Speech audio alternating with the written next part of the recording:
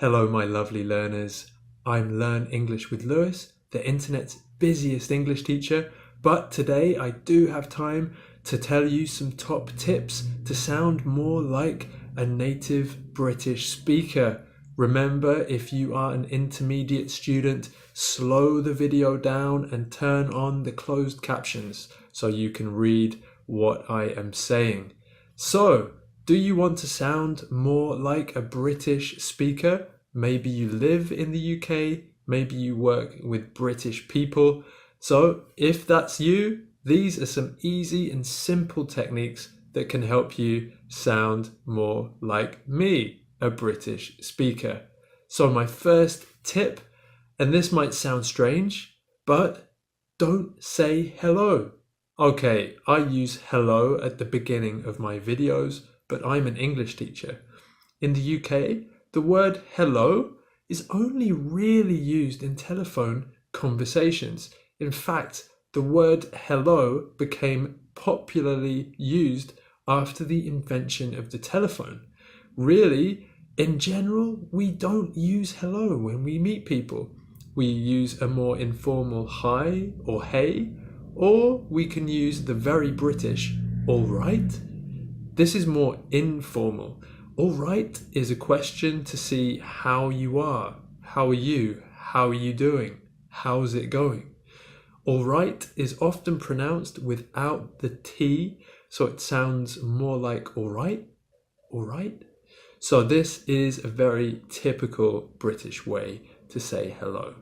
So my first tip, skip hello and use a more informal hi, hey, how's it going, or all right.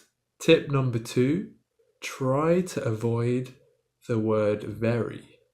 Now this could be very difficult, but luckily I have 3 alternative words that you can use.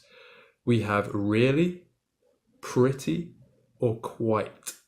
Now all of these words mean more or less the same as very, so I'm very happy to speak with you. I'm really happy to speak with you. I'm quite happy to speak with you, and I'm pretty happy to speak with you. Now, quite and pretty depend on your intonation. So if you have a more sad or skeptical kind of intonation, then the meaning is a little different. So I'm quite happy or I'm pretty happy is not so happy. But if you say I'm quite happy, I'm pretty happy, then this means very happy or really happy. So quite, pretty, and really, especially really, are very typical ways to say very in the UK. My next tip is to learn the verb get. So get is one of the most used, the most important verbs in English.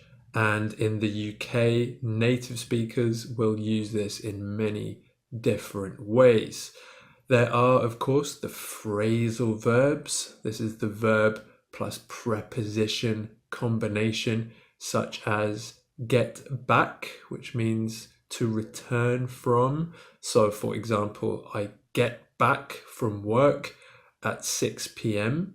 This is much more typical than saying I return from work at 6 p.m. We also have get on with, which means to have a good relationship with someone. So I get on well with my boss, or maybe you don't get on well with your boss. The relationship is not so good. We have things like get over. So when I feel sick, I get over my illness by resting. I recover. Or I could get over an emotional problem. If I was sad about losing my job, for example, I could get over it with time. So these are some of the typical phrasal verbs that use get. But there are 2 expressions which are really important in English, and these are I've got, I have got, and I've got to, I have got to. So both of these use this present perfect form, the I plus have plus the verb to get, I have got. But we use them in a colloquial way. So in this expression form to mean something different. So I have got, or I've got, means I have, I own. This is a much more typical way of saying I own something than I have. So for example, I've got a bike, or I've got a new computer. This is much more natural sounding than saying I have a bike or I have a new computer. So I've got, you've got, she's got, we've got, they've got. This is the way to say when you or someone else has something or owns something. Next we have I've got to. So I have got to, and this means I must. So I have got to study for an exam tomorrow, or I have got to visit my friend who is sick. So these meanings are the same as I must study for my exam, I must visit my friend. But again, must sounds a little formal, a little unnatural. I've got to is much more typical with native speakers. So the verb to get is very important. Practice this, practice these phrases to sound much more natural. My next tip is to practice using some filler words or expressions. These are the words we use when we have a pause in our speech. Now, native speakers will do this without thinking. It's very natural, and I'm sure this happens in your language too. One of the most typical fillers is to say or. So I was visiting my friend when we went to see a movie. Of course, you can fill the spaces with these ms and ers, but if you want to sound a little more British, you can use sort of. Now, this is very similar to the more American kind of or kinda, but in the UK, we will say sort of or sort of. So I was sort of going to see a sort of movie, and we sort of felt tired, so we kind of or sort of went home early.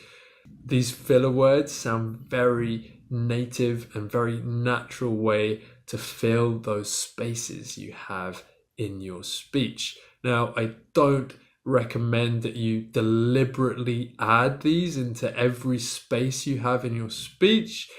It's not the best way to speak grammatically, and some people find these filler words a little annoying. But if you can replace the occasional with a sort of, then this will help you sound more like a British speaker. My next tip is to use question tags to ask questions. So there's the typical way of asking a question, which can be a little difficult in English because of the grammatical structure.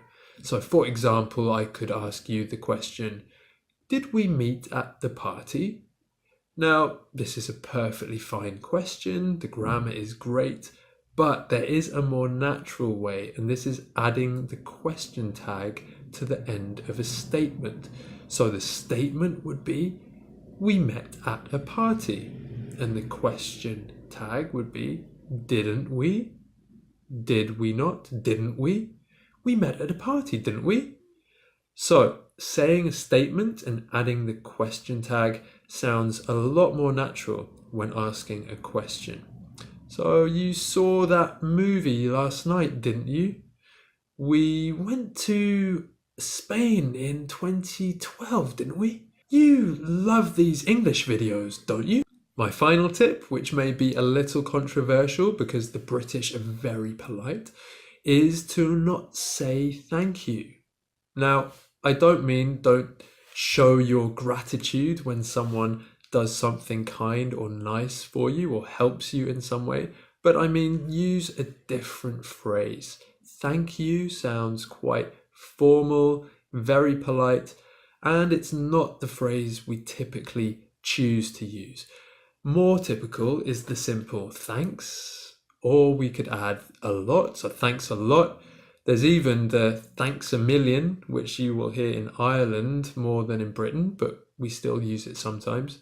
And we have different phrases as well for more informal situations. So very typical is to use cheers. Now this is also used for celebrations when we raise a glass. So cheers to the bride and groom at a wedding, but we use it to mean thank you.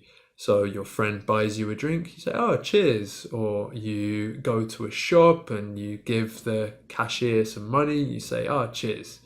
Cheers is very typical way to say thanks. Even more informal and British is to say the very short form of thank you, which is ta, T-A, ta. Oh, ta, ta. Now, this will probably not be recognized in any other country apart from the UK. So those are my 6 simple techniques to sound more like a native British speaker. I hope you like those techniques. Please leave a comment and let me know what you think. Are they useful? Do you have another way to sound more British? Have you lived in the UK and heard these expressions, or maybe some others? If you like this video, you can subscribe to get more videos and free English advice from my channel. You can also find me on learnenglishwithlewis.com, and if you would like a one-to-one class with me, you can find me on verbling.com, teachers Lewis. I would love to meet you and help you practice your English. So I am Lewis, the internet's busiest English teacher, and I have a class to teach right now, so I've got to go. Cheers for listening, and see you again soon.